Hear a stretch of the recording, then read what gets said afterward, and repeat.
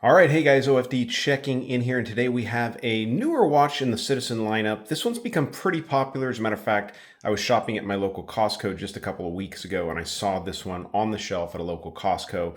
It was actually much more expensive than I paid for it. I found this at a discount site on eBay. Really, really cool site out there. I'll leave a link down below in the description. These are watches that have been sent back as having an issue. They are sold as refurbished, but generally what's happening nowadays is a lot of people don't understand automatic watches and how they work. They think you get it, you set it, forget it. Not the fact with an automatic watch. If you don't wear it, it doesn't keep running. Same with Eco Drive. They need to be in the sun to charge up that solar cell system inside of there. And you basically need to wear those in the sunlight. So these watches get returned. There's nothing wrong with them. They check out the watches, they sell them at a severe discount. I paid $120 for this watch. It was under $130, shipped to me, got to me extremely quickly, and that was on the stainless steel bracelet, everything coming with it. So that's pretty impressive, and that's why I think this watch to me kind of qualifies as the new SKX. And I know that's a big, bold statement to make because it's not a Seiko, it's a Citizen, but I think that Citizen met the needs of when the SKX went away. There was a lot that went away with it. There's a lot of micro brands out there that are available in that price point of $200 to $250, and that's what I remember about the SKX. Is at times you could get them well under $200 sometimes with a discount, and that's the way this watch felt here. And we'll kind of go through some reasons, and not just the SKX, but I think this could be a good 62 Moss alternate if you don't have the money to get into the 62 Moss line. You want a brand name. You don't want to go with any of the micro brands or homage brands out there.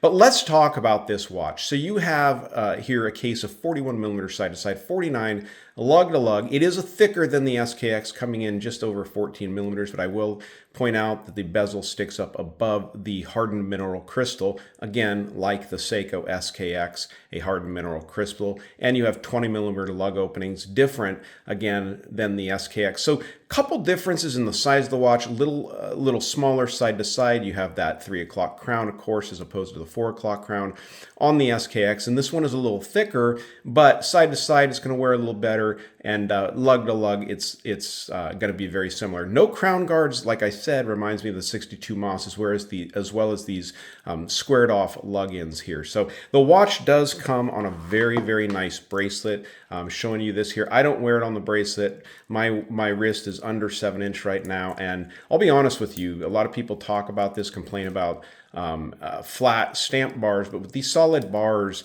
as you take links out of these bracelets, that's pretty thick, and on a smaller wrist it's not super comfortable. So I'm running it off the bracelet, but I will say it's a solid bracelet, nice stainless steel with super great adjustability on that, on the fly adjustability for swelling or anything like that. So inside this watch, you're running the 8200 series Miyota, which, as you guys know now, in the 005 edition, these are hacking and hand windable. Around 42 hours of power reserve, beating away at 21,600 vibrations per hour, somewhere in there. Low beat considered still. 120 click bezel.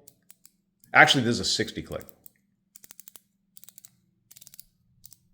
Very solid, locks in very nice, no back play. You guys can hear that there. And one of the things that really reminds me of the SKX is this bezel insert. I mean, to you guys, maybe a little bit thinner, but doesn't it remind you of the Seiko SKX?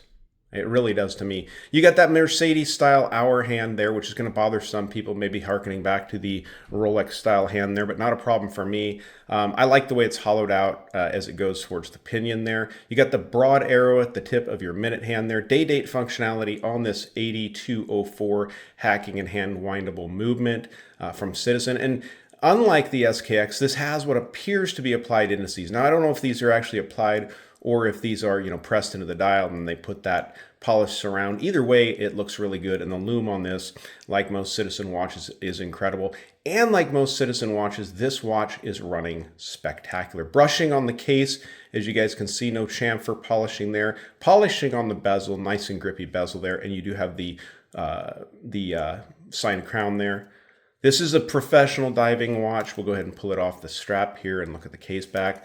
Big fan of NATO straps as we're coming into summer here. case back giving you all of the information there. Pretty cool. Nice watch. So let's go ahead and get this one.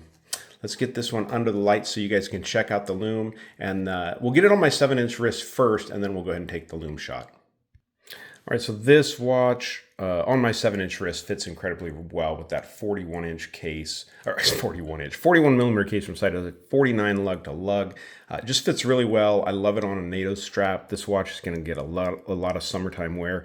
I like the way it looks. It fits well, wears comfortably. It is a little bit thicker, and especially when I've got it on this thick NATO strap, it stands up a little bit, but no bother at all to me. But let's check out the lume on this one.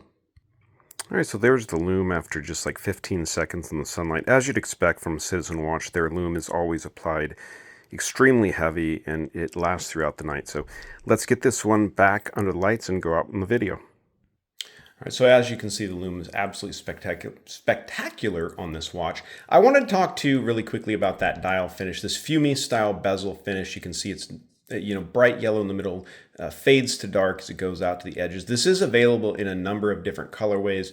Orange, I think there's a blue out there, but check out the websites for these watches. Really impressive pieces. For the price you're paying for these, I think they really do fall into that original, Seiko SKX feel price point, and you get a lot of watch for the money, and you get a professional diving watch, which really hasn't been the case, again, from Seiko in that SKX lineup. So, all right, guys, you like the video, give me a thumbs up down there at the bottom, and if you've not subscribed to the OFD channel yet, please do. Thanks, guys.